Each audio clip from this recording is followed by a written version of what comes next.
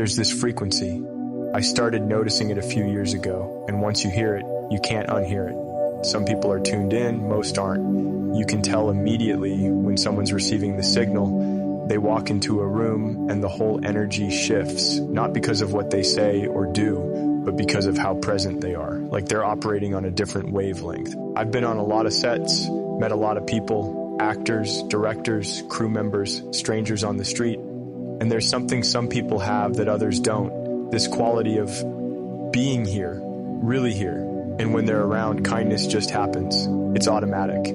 But here's what's strange. I don't think it's a skill they learned. I think it's more like they remembered something the rest of us forgot. You know how when you're really listening to music, you're not thinking about your problems or your plans. You're just in the music? That's the frequency I'm talking about. Some people live there. They're tuned into the present moment like it's the only station worth listening to. I've spent a lot of time thinking about mortality, what it means, how it changes you, when you really understand that this is all temporary. This conversation, this breath, this moment, everything shifts. You stop taking presence for granted because you realize how rare it actually is. Most of us are broadcasting on the worry station or the regret station or the planning station. But there's this other frequency, this present station, and when you tune into it, kindness isn't something you have to try to do anymore. It just is what you are. What if kindness isn't something you do, but something you remember how to tune into? Like a radio station that's always broadcasting, but we're usually listening to static. And what if cruelty is just being off frequency? Like when someone's cruel, they're not receiving the signal. They're tuned into their pain, their fear, their story about how the world works. But the presence frequency is still there, waiting. I started watching this more carefully. How presence works, how it spreads, how one person tuning in gives others permission to tune in too. Because I think this might be the thing we're all looking for without knowing we're looking for it. The frequency of actually being here. You know how you walk into a room and you can feel something, not what you see or hear, but something else. Like there's this invisible field of energy that tells you what's happening before anyone says a word. I started paying attention to this on film sets. There's always this moment when you walk onto a new set for the first time. Within seconds, you know if it's going to be a good shoot or a difficult one. Not from the budget or the script or the equipment, from the energy in the room. Some sets feel tight, anxious, people moving fast but not efficiently. Conversations that stop when you walk by, that feeling like everyone's waiting for something to go wrong. But other sets, there's this calm. People working with focus, but not stress. When someone makes a mistake, there's this collective, no big deal energy. Laughter that isn't forced. You can feel people actually enjoying what they're doing. The difference isn't the work itself. It's usually one or two people who are broadcasting on that presence frequency. They're not trying to manage the energy in the room. They're just fully here. And somehow that gives everyone else permission to relax into the moment. There's this invisible thing happening. Like gravity, but for emotions. Some people create a field around them where presence becomes easier for everyone. I remember this one director I worked with never raised his voice, never seemed stressed, even when everything was falling apart, which it was, constantly. But when he was around, people found solutions instead of problems. Not because he was solving everything, but because his presence somehow made space for creativity instead of panic. It's like bandwidth. Most of us are operating on limited bandwidth because we're running so many background programs, thinking about what happened yesterday, planning for tomorrow, managing our image, protecting ourselves from judgment. But some people have cleared all that noise. They're running on full bandwidth, completely available to what's happening right now.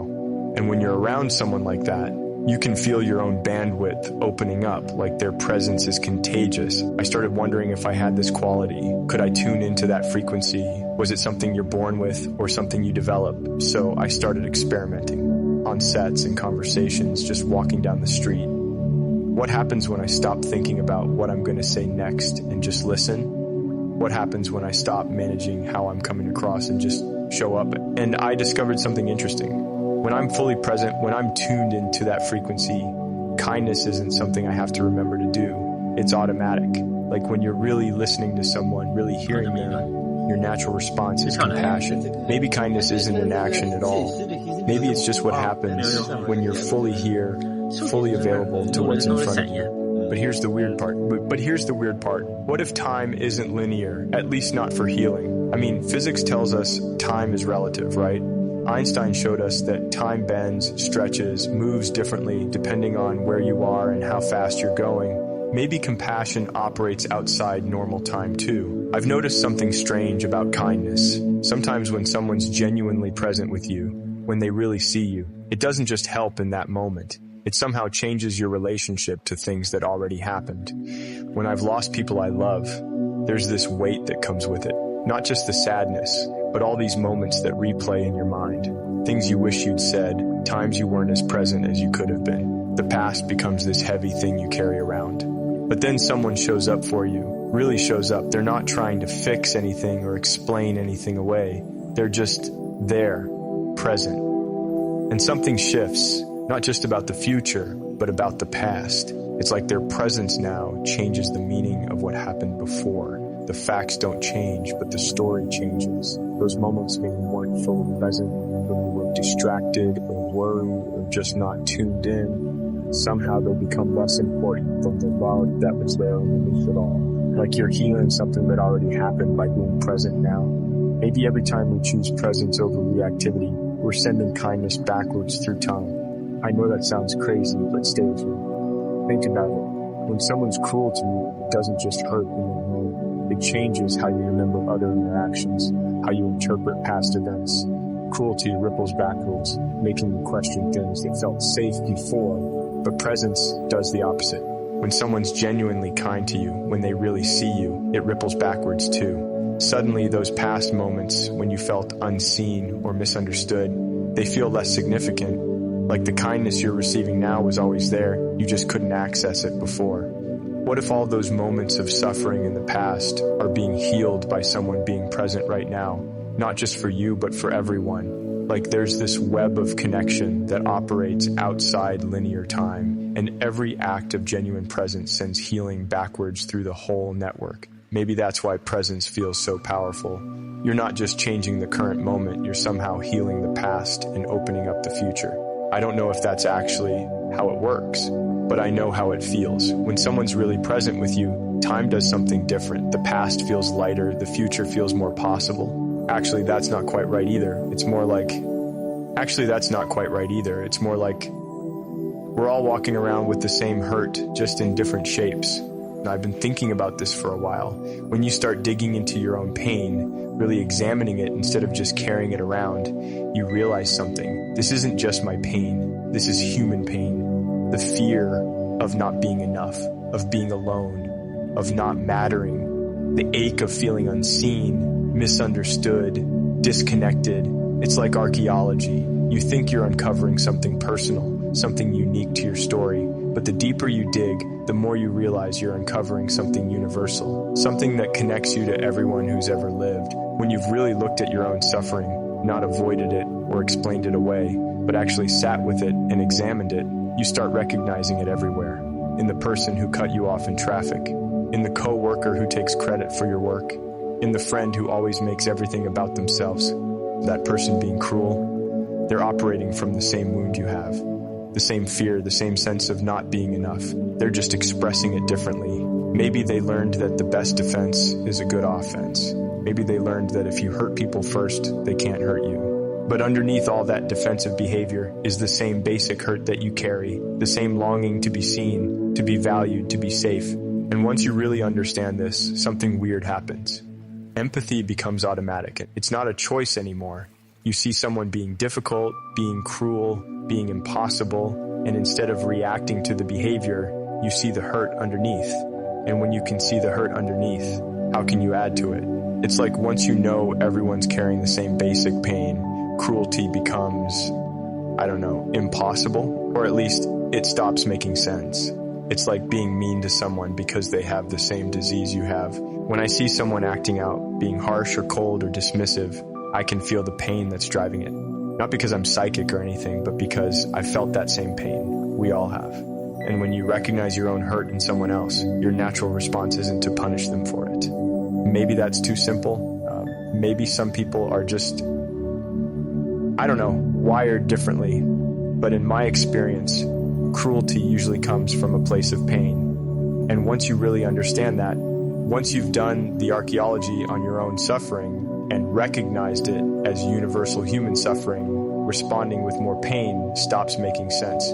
It's like the frequency thing again. When you're tuned into the presence frequency, you naturally tune into the pain frequency too. You can hear it underneath all the noise, all the defensive behavior, all the ways people try to protect themselves from more hurt.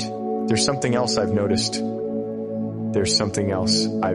And this might sound completely crazy, but physics says when particles get entangled, what happens to one instantly affects the other, no matter how far apart they are.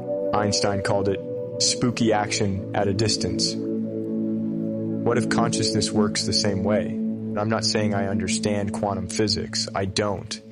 But there's something about that idea that feels familiar.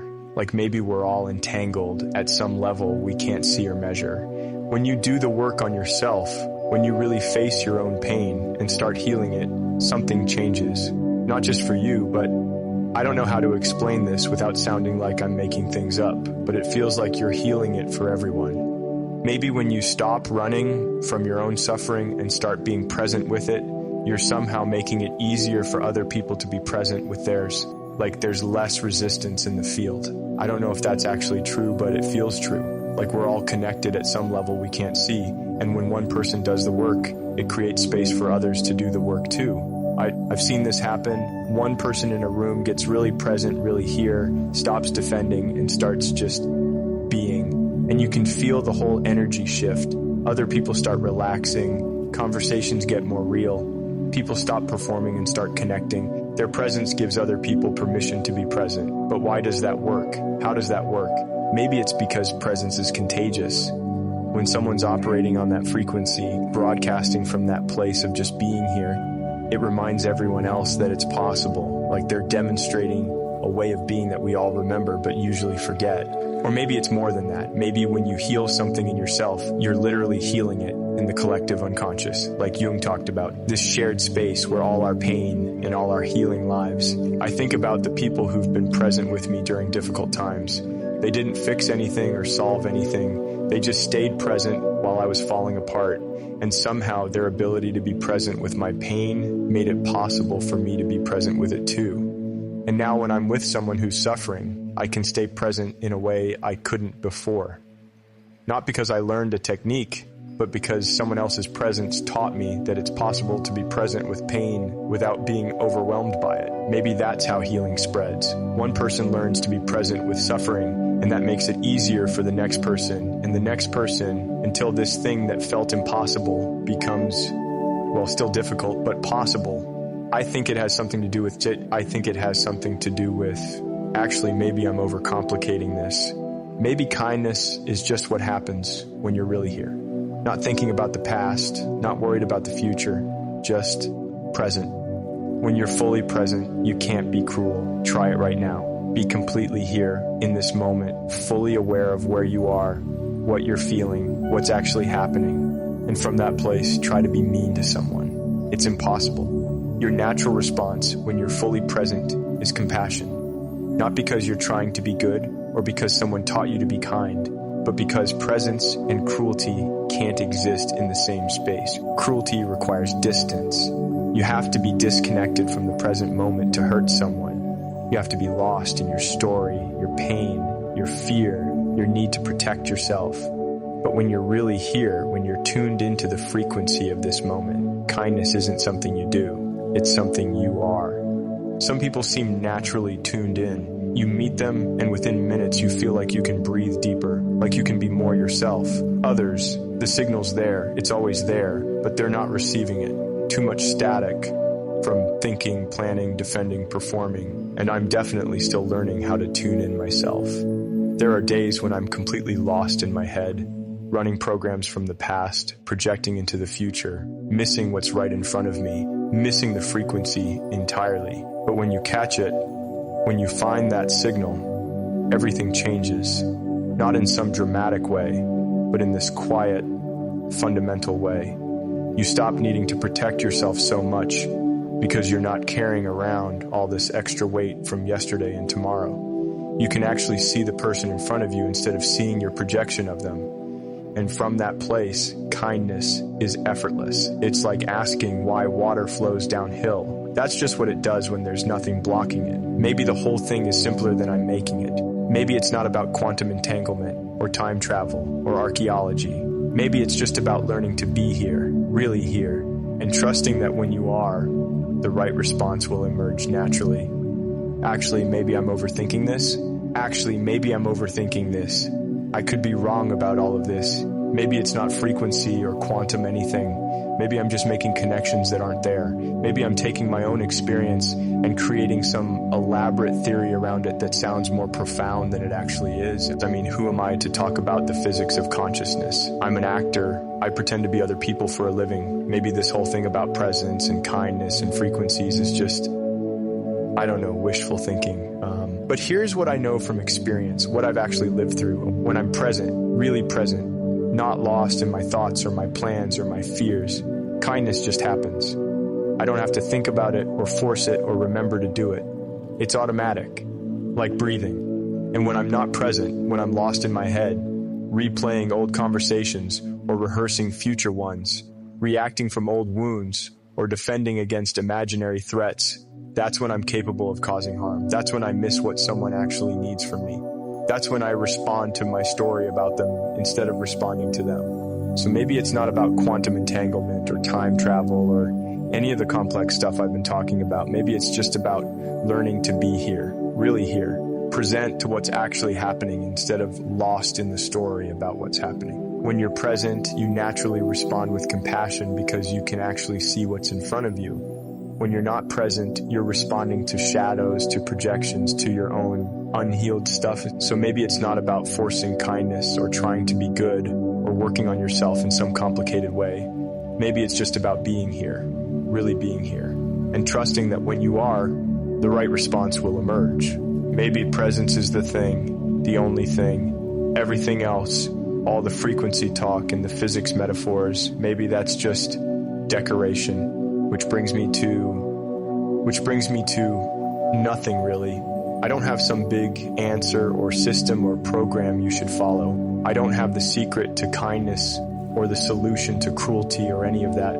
Just this observation about presence and kindness, this thing I've noticed about what happens when you're really here versus when you're not. Maybe try it, being really here, right now, not thinking about what you're going to do after this, not replaying something that happened earlier today. Just here, in this moment, aware of where you are, what you're feeling, what's actually happening. See what happens when you're present like that. See what you notice about how you naturally want to respond to the world. I'm not saying it'll solve everything. I'm not saying it's easy. Being present is actually pretty difficult because we're so used to being everywhere else. But maybe it's worth exploring. Maybe kindness is just what we are when we remember to be present, when we tune into that frequency that's always there, always broadcasting. Maybe cruelty is just what happens when we forget, when we get lost in the static of our thoughts and fears and stories. I don't know, but what if it's that simple? What if the thing we're all looking for is just being here,